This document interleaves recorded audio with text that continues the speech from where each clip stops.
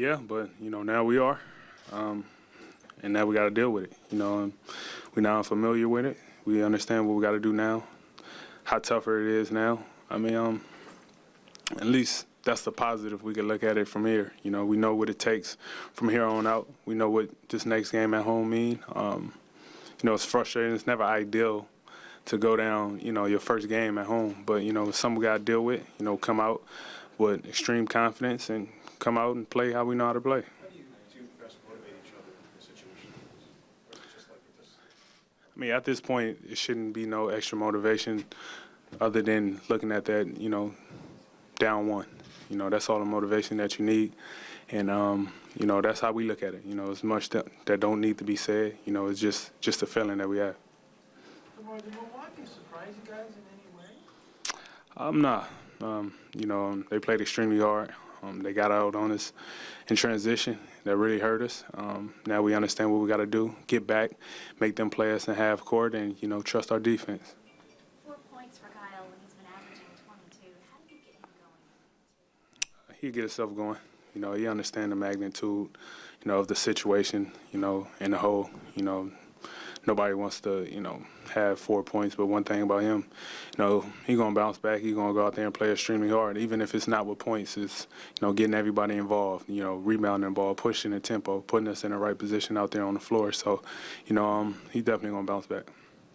You were able to get to the rim rather effectively in Game 1, but Milwaukee sort of closed off that 15, 18-foot jump shot. What did they do defensively to take that shot away?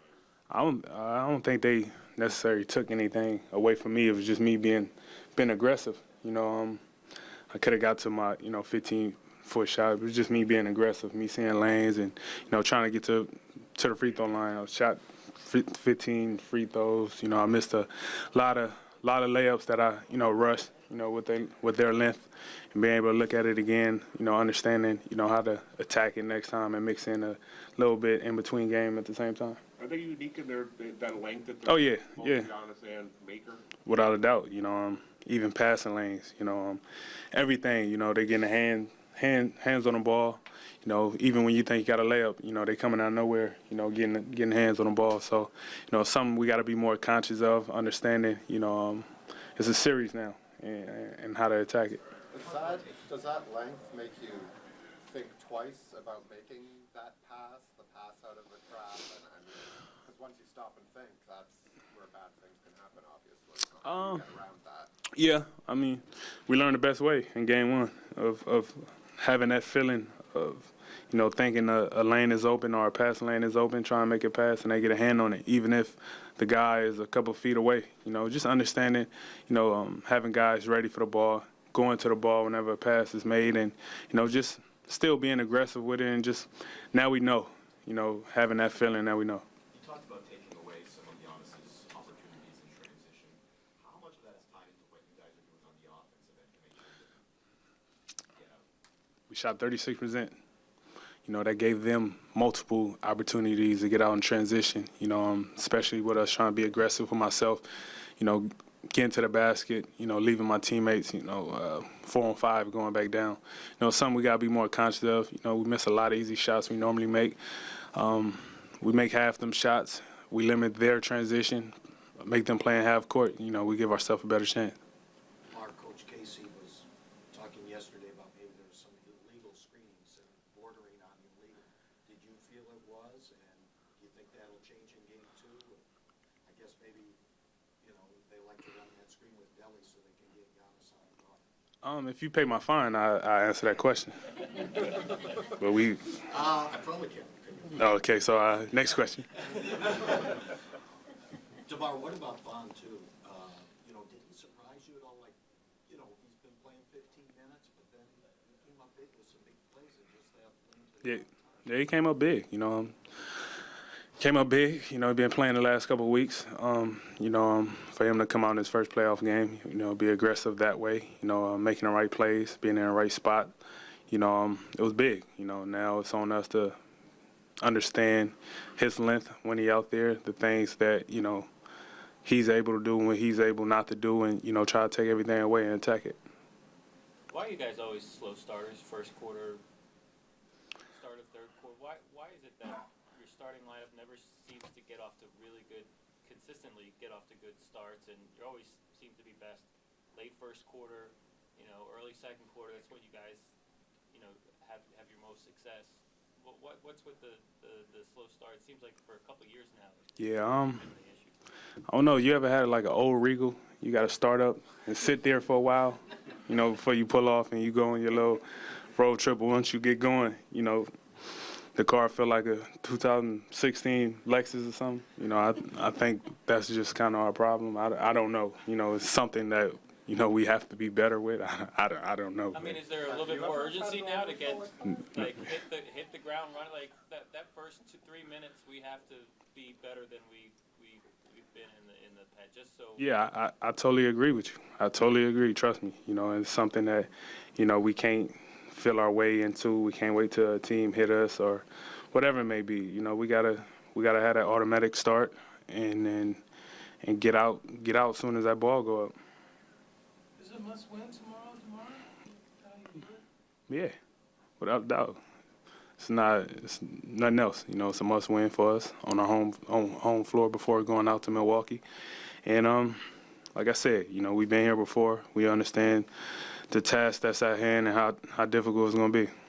Mark, kind of playing off the last two questions. Do you guys think you are better for whatever reason playing from behind when you're appreciate back against you all that you Statistics show. I don't know why. I don't know why. We led the lead in comebacks this year, whatever it was, being down by whatever it was, But we can't keep relying on that, not in playoffs. We got to understand.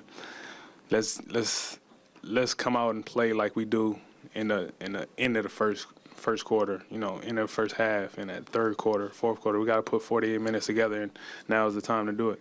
think that corrupted any game one? Because you guys have taken the lead late second, went into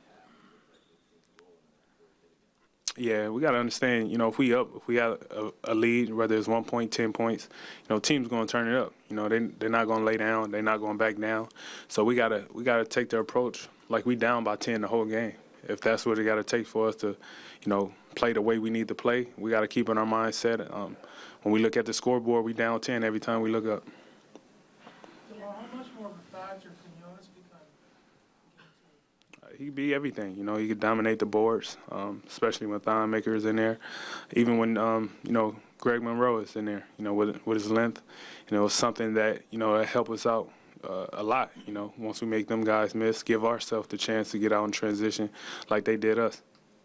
You and Kyle are obviously one of the best backcourts in the league, 5 years together now. How has your relationship evolved over time? I think it's well documented, our relationship on the court, off the court. I think being in moments like this, when adversity hits, sometimes that brings people closer together, and we've been through many of times like this, and that's the best part, to come together as a group, and, we did it together. He doesn't mind giving you grief every once in a while. Nah, that's fine. It's just that's how it goes. We're gonna find one of those walking sticks he likes to use around the practices. You got to ask him. I hope he left it somewhere. DeMar, given that, what did you have to say to Kyle after Saturday's performance? Nothing. He was in here yesterday, and he said he was talking about that fine line between. He thought he was making good passes, and everybody else is telling him, "We need you to be a shooter. We need you to be more aggressive." Where is the line? He was talking about. Well, it looks like I'm going to have to force some shots now. Just him figuring out. One thing.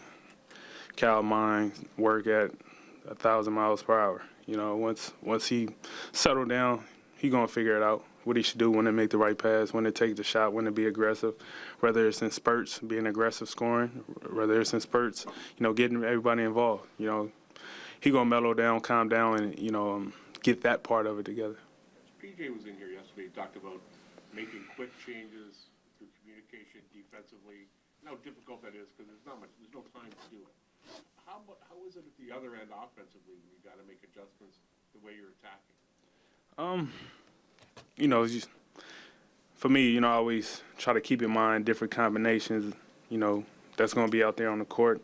and think of your options you can maximize offensively and defensively. You know, I think that's one thing we all got to do, and you know, we got to do it on the fly. You know, we can't figure it out. You know, once while guys subbing in or whatever it may be, we gotta know once this group in, this is what we can maximize being great at, whether it's being fast, being aggressive, you know, slowing the ball down, whatever it may be. So that's something that we got to be more conscious of when we out there on the court with a group. You made it sound as very difficult to do defensively in the moment. Is it as hard to do it offensively? A little bit, you know, but it's also PJ first playoff game. No, but it's tough. It's tough, but right now everything's tough, you know, and you know, honestly, it's not an excuse.